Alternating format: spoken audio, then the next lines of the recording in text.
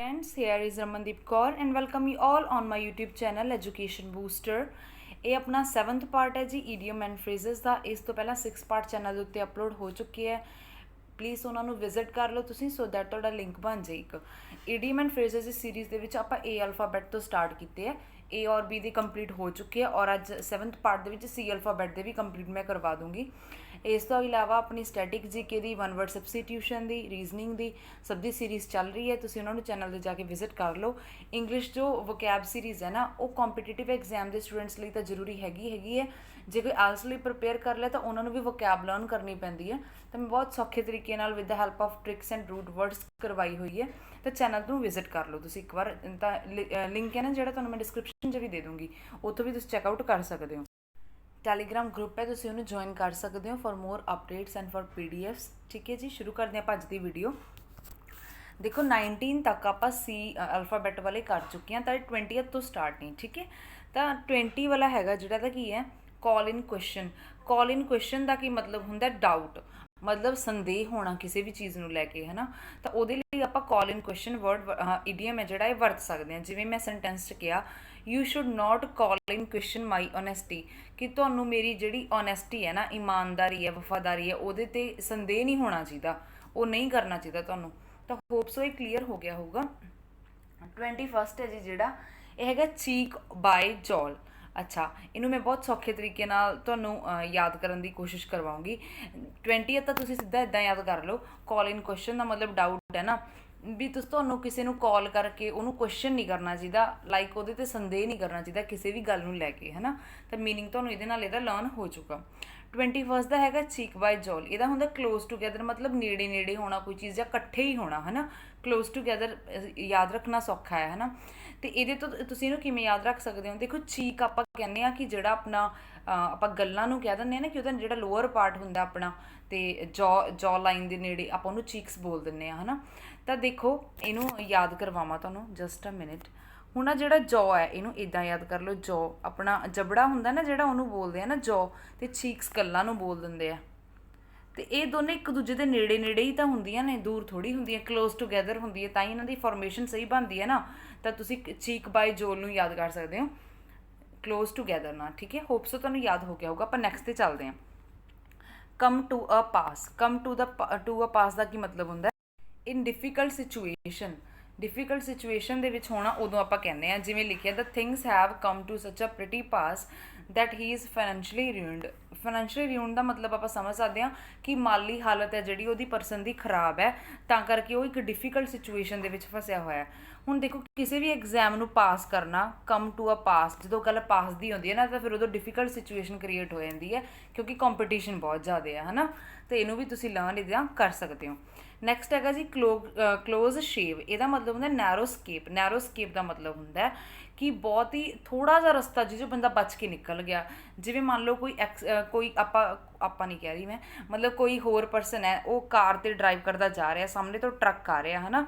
ਤਾਂ ਮਤਲਬ ਐਕਸੀਡੈਂਟ ਹੁੰਦਾ ਬਚ ਗਿਆ, ਹੈ ਨਾ। ਐਕਸੀਡੈਂਟ ਹੁੰਦਾ ਬਚ ਗਿਆ, ਮਤਲਬ ਮਸਾਂ ਹੀ ਬਚਿਆ। ਜਦੋਂ ਕੋਈ ਮਤਲਬ ਚਾਂਸ ਨਹੀਂ ਹੁੰਦਾ ਹੈਗਾ ਕਿ ਐਕਸੀਡੈਂਟ ਨਹੀਂ ਹੋਊਗਾ, ਅਤੇ ਫਿਰ ਵੀ ਮਤਲਬ ਮਸਾਂ ਜੇ ਬਚ ਜਾਈਏ, ਉਦੋਂ ਆਪਾਂ ਇਹਨੂੰ ਯੂਜ਼ ਕਰ ਸਕਦੇ ਹਾਂ।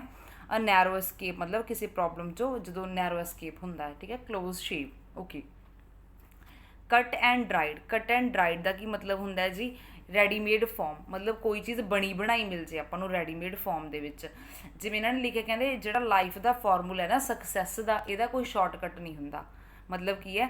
ਦੇਅਰ ਇਜ਼ ਨੋ ਕੱਟ ਐਂਡ ਡਰਾਈਡ, ਮਤਲਬ ਕੀ ਹੈ? ਰੈਡੀਮੇਡ ਫੋਰਮ ਨਹੀਂ ਹੁੰਦੀ, ਕੋਈ ਰੈਡੀਮੇਡ ਫਾਰਮੂਲਾ ਨਹੀਂ ਹੁੰਦਾ ਸਕਸੈਸ ਪਾਉਣ ਦਾ ਲਾਈਫ ਦੇ ਵਿੱਚ, ਤਾਂ ਹਾਰਡ ਵਰਕ ਕਰਨਾ ਹੀ ਪੈਂਦਾ। ਠੀਕ ਹੈ, ਤਾਂ ਇਹ ਵੀ ਹੋਪਸ ਤੁਹਾਨੂੰ ਯਾਦ ਹੋ ਗਿਆ ਹੋਊਗਾ। ਨੈਕਸਟ ਹੈਗਾ ਜੀ ਕਲਿੰਚ ਦਾ ਇਸ਼ੂ। ਕਲਿੰਚ ਦਾ ਇਸ਼ੂ ਦਾ ਕੀ ਮਤਲਬ ਹੁੰਦਾ? ਡਿਸਾਈਡ ਦਾ ਮੈਟਰ। ਮੈਟਰ ਦਾ ਮਤਲਬ ਹੁੰਦਾ ਮੁੱਦਾ, ਕਿਸੇ ਮੁੱਦੇ ਨੂੰ ਡਿਸਾਈਡ ਕਰਨਾ, ਮਤਲਬ ਉਹਦੇ 'ਤੇ ਡਿਸਕਸ਼ਨ ਕਰਨੀ, ਉਹਦਾ ਸੋਲਿਊਸ਼ਨ ਕੱਢਣਾ, ਉਸ ਚੀਜ਼ ਲਈ ਬੋਲਦੇ ਹਾਂ ਆਪਾਂ ਕਲਿੰਚ ਦਾ ਇਸ਼ੂ। ਠੀਕ ਹੈ, ਜਿਵੇਂ ਇਹਨਾਂ ਨੇ ਲਿਖਿਆ when he agree to leave the house for good it clinched the issue in favour of his wife. ਠੀਕ ਹੈ, ਕੁੱਲ ਮਿਲਾ ਕੇ ਮਤਲਬ ਕਿ ਜਦੋਂ ਕਿਸੇ ਮੁੱਦੇ ਨੂੰ ਡਿਸਾਈਡ ਕਰਨਾ ਹੋਵੇ, ਉਹ ਕੋਈ ਵੀ ਮੈਟਰ ਹੋ ਸਕਦਾ, ਘਰ ਦਾ ਵੀ ਹੋ ਸਕਦਾ, ਬਾਹਰਲਾ ਵੀ ਹੋ ਸਕਦਾ, ਬਿਜ਼ਨਸ ਰਿਲੇਟਡ ਵੀ ਹੋ ਸਕਦਾ, ਉਦੋਂ ਆਪਾਂ ਕੋਈ ਤੋਂ ਸੋਲਿਊਸ਼ਨ ਕੱਢਦੇ ਹਾਂ ਤਾਂ ਉਹਨੂੰ ਆਪਾਂ ਕਲਿੰਚ ਦਾ ਇਸ਼ੂ ਬੋਲਦੇ ਹਾਂ। ਠੀਕ ਹੈ, 26th ਹੈ ਜੀ ਕੈਰੀ ਵਨਸ ਪੁਆਇੰਟ। ਇਹਦਾ ਮਤਲਬ ਹੁੰਦਾ ਵਿਨ ਅਪਰੂਵਲ, ਕਿਸੇ ਦੀ ਅਪਰੂਵਲ ਨੂੰ ਜਿੱਤ ਲੈਣਾ। ਅਪਰੂਵਲ ਤਾਂ ਸਮਝਦੇ ਹੋ ਨਾ, ਅਪਰੂਵਲ ਦਾ ਮਤਲਬ ਹੁੰਦਾ ਕਿਸੇ ਤੋਂ ਹਾਂ ਕਰਾਉਣੀ। ਜਿਵੇਂ ਮੰਨ ਲਓ ਸਕੂਲ ਟਾਈਮ ਦੇ ਵਿੱਚ ਆਪਾਂ ਟੂਰ 'ਤੇ ਜਾਣਾ ਹੁੰਦਾ ਸੀਗਾ ਤਾਂ ਆਪਾਂ ਆਪਣੇ ਪੇਰੈਂਟਸ ਦੀ ਅਪਰੂਵਲ ਲੈ ਕੇ ਹੀ ਜਾਂਦੇ ਸੀ ਨਾ, ਉਹਨਾਂ ਦੀ ਆਗਿਆ ਅਪਰੂਵਲ ਲੈ ਕੇ ਆਉਂਦੇ ਸੀ। ਤਾਂ ਅਪਰੂਵਲ ਉਹ ਹੁੰਦਾ। ਅਪਰੂਵਲ ਦਾ ਇੱਕ ਅਪੋਜ਼ਿਟ ਹੁੰਦਾ ਡਿਨਾਇਲ। ਡਿਨਾਇਲ ਹੁੰਦਾ ਮਨਾ ਕਰਨਾ, ਡਿਨਾਈ ਵੀ ਮਨਾ ਕਰਨਾ ਹੁੰਦਾ। ਤਾਂ ਕਿਸੇ ਦੀ ਅਪਰੂਵਲ ਨੂੰ ਜਿੱਤਣਾ, ਕੈਰੀ ਵਨਸ ਪੁਆਇੰਟ ਮਤਲਬ ਕੀ ਹੈ, ਉਹਦਾ ਜਿਹੜਾ ਪੁਆਇੰਟ ਹੈ ਉਹਨੂੰ ਮਤਲਬ ਆਪਾਂ ਕੋਈ ਪੁਆਇੰਟ ਦੇ ਰਹੇ ਸੀਗੇ, ਅਗਲੇ ਨੂੰ ਮਨਾ ਲਿਆ ਅਤੇ ਆਪਾਂ ਉਹਦੀ ਵਿਨ ਹੈ ਜਿਹੜੀ ਅਪਰੂਵਲ ਕਰ ਲਈ। ਠੀਕ ਹੈ ਜੀ।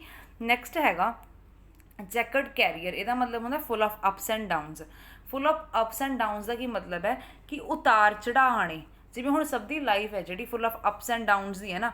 ਜਿਵੇਂ ਮੰਨ ਲਓ ਕਿ ਜਦੋਂ ਇੰਨੇ ਟਾਈਮ ਪਟਵਾਰੀ ਦੀ ਪ੍ਰੈਪਰੇਸ਼ਨ ਕਰਦੇ ਰਹੇ 2016 ਤੋਂ, ਕਿ ਪਟਵਾਰੀ ਹੁਣ ਵੀ ਆਇਆ ਤਾਂ ਜਦੋਂ ਆਇਆ ਉਦੋਂ ਪਤਾ ਵੀ ਨਹੀਂ ਚੱਲਿਆ ਹੈ ਨਾ। ਮਤਲਬ ਐਗਜ਼ਾਮ ਦੀ ਹੁਣ 2 ਮਈ ਦਿੱਤੀ ਸੀਗੀ, ਉਦੋਂ ਵੀ ਪੂਰੀ ਪ੍ਰੈਪਰੇਸ਼ਨ ਕੀਤੀ, ਫਿਰ ਮਤਲਬ ਕਰੋਨਾ ਕਰਕੇ ਕੈਂਸਲ ਹੋ ਗਿਆ ਪੇਪਰ, ਹੁਣ ਦੁਬਾਰਾ ਆਇਆ। ਠੀਕ ਹੈ।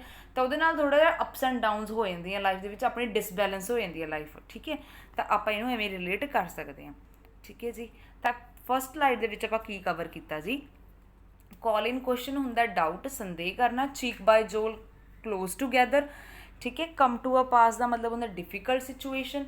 ਕਲੋਜ਼ ਸ਼ੇਵ ਮਤਲਬ narrow escape. Cut and dried ਕੀ ਸੀ, ਰੈਡੀਮੇਡ ਫਾਰਮ ਜਾਂ ਕੁਛ ਵੀ ਬਣੀ ਬਣਾਈ ਚੀਜ਼ ਜਿਹੜੀ ਮਿਲ ਜੇ ਆਪਾਂ ਨੂੰ। ਕਲਿੰਚ ਦਾ ਇਸ਼ੂ, ਕੋਈ ਮੈਟਰ ਜਾਂ ਕਿਸੇ ਮੁੱਦੇ ਨੂੰ ਡਿਸਾਈਡ ਕਰਨਾ, ਕਿਸੇ ਇਸ਼ੂ ਨੂੰ ਡਿਸਾਈਡ ਕਰਨਾ। ਠੀਕ ਹੈ। ਕੈਰੀ ਵਨਸ ਪੁਆਇੰਟ ਦਾ ਮਤਲਬ ਕਿਸੇ ਦੀ ਅਪਰੂਵਲ ਨੂੰ ਜਿੱਤ ਲੈਣਾ, ਮਤਲਬ ਅਪਰੂਵਲ ਲੈ ਲੈਣਾ। ਚੈਕਰਡ ਕੈਰੀਅਰ ਦਾ ਮਤਲਬ ਹੁੰਦਾ ਉਤਾਰ ਚੜਾਵ ਹੋਣੇ ਪੂਰੇ। ਠੀਕ ਹੈ ਜੀ। ਇਹਨੂੰ ਯਾਦ ਰੱਖਣਾ। 28th ਹੈ ਕੱਟ ਬੋਥ ਐਂਡਸ। ਕੱਟ ਬੋਥ ਹੈਂਡਸ ਦਾ ਮਤਲਬ ਹੁੰਦਾ ਵੀ ਦੋਨੇ ਪਾਸੇ ਹੀ ਨਹੀਂ ਹੈਗਾ ਕੋਈ ਪਰਸਨ। ਕਈ ਵਾਰੀ ਐਵੇਂ ਲਾਈਫ ਦੇ ਵਿੱਚ ਸਿਚੁਏਸ਼ਨ ਕ੍ਰੀਏਟ ਹੋ ਜਾਂਦੀ ਹੈ ਨਾ ਵੀ ਜਾਂ ਤਾਂ ਆਪਾਂ ਐਂ ਕਰ ਸਕਦੇ ਹਾਂ ਜਾਂ ਐਂ ਕਰ ਸਕਦੇ ਹਾਂ, ਪਰ ਸਾਹਮਣੇ ਵਾਲਾ ਕਹੇ ਮੈਂ ਤਾਂ ਐਂ ਵੀ ਨਹੀਂ ਕਰਨਾ ਐਂ ਵੀ ਨਹੀਂ ਕਰਨਾ, ਮਤਲਬ ਉਹ ਕਿਸੇ ਤਰੀਕੇ ਮੰਨ ਹੀ ਨਹੀਂ ਰਿਹਾ, ਉਹ ਦੋਨੇ ਐਂਡਸ ਨੂੰ ਕੱਟ ਕਰ ਰਿਹਾ। ਤਾਂ ਇਹਦਾ ਮਤਲਬ ਕੀ ਹੈ, ਕੱਟ ਬੋਥ ਐਂਡਸ ਦਾ ਮਤਲਬ argue in favour of both sides. Both sides ਮਤਲਬ ਦੋਨੇ ਪਾਸੇ, ਉਹਨਾਂ ਦੋਨੇ ਪਾਸਿਆਂ ਦੇ ਫੇਵਰ ਦੇ ਵਿੱਚ ਆਰਗਿਊ ਕਰਨਾ ਵੀ ਮੈਂ ਨਾ ਇੱਧਰ ਹੈ ਮੈਂ ਨਾ ਇੱਧਰ ਹੈ। ਠੀਕ ਹੈ। ਇੱਦਾਂ ਯਾਦ ਰੱਖਿਓ। ਐਂਬੀਗੁਅਸ, ਇੱਥੇ ਲਿਖਿਆ ਹੋਇਆ ਵਰਡ ਐਂਬੀਗੁਅਸ, ਹੀ ਇਜ਼ ਐਂਬੀਗੁਅਸ। ਇਹ ਤੁਹਾਨੂੰ ਮੈਂ ਨਾ ਵੋਕੈਬ ਦੇ ਵਿੱਚ ਕਰਵਾਇਆ ਸੀ। ਐਂਬੀਗੁਅਸ ਦਾ ਮੀਨਿੰਗ ਮੈਨੂੰ ਕਮੈਂਟਸ ਦੇ ਵਿੱਚ ਦੱਸ ਕੇ ਜਾਓ। ਠੀਕ ਹੈ ਜੀ। ਨੈਕਸਟ ਹੈਗਾ ਕੌਕਸ਼ੋਰ। ਕੌਕਸ਼ੋਰ ਮਤਲਬ ਡੈਮ ਸ਼ੋਰ, ਪੱਕਾ ਹੀ ਸ਼ੋਰ ਹੈ ਕਿਸੇ ਚੀਜ਼ ਨੂੰ ਲੈ ਕੇ। ਠੀਕ ਹੈ। He was so cocksure of his success that is applied for a job before he declaration of the result. ਉਹਨੇ ਰਿਜ਼ਲਟ ਆਉਣ ਤੋਂ ਪਹਿਲਾਂ ਹੀ ਨਾ ਜੌਬ ਲਈ ਅਪਲਾਈ ਕਰਤਾ, ਕਿਉਂਕਿ ਉਹ ਇੰਨਾ ਜ਼ਿਆਦਾ ਸ਼ੋਰ ਸੀ ਕਿ ਮੇਰਾ ਰਿਜ਼ਲਟ ਵਧੀਆ ਹੀ ਆਊਗਾ, ਹੈ ਨਾ। ਤਾਂ ਕਿਸੇ ਚੀਜ਼ ਲਈ ਸਰਟਨ ਹੋਣਾ, ਸ਼ੋਰ ਹੋਣਾ। ਓਕੇ। ਨੈਕਸਟ ਹੈਗਾ ਕੋਕਸ ਨੌਕ। ਇਹਦਾ ਮਤਲਬ ਹੁੰਦਾ ਟੂ ਸ਼ੋ ਇੰਪੀਡੈਂਟ ਕੰਟੈਂਪਟ। ਅੱਛਾ ਜੀ, ਥੋੜ੍ਹਾ ਜਿਹਾ ਸੌਖਾ ਕਰਦਾ ਸਮਝਾਉਣ ਲੱਗੇ।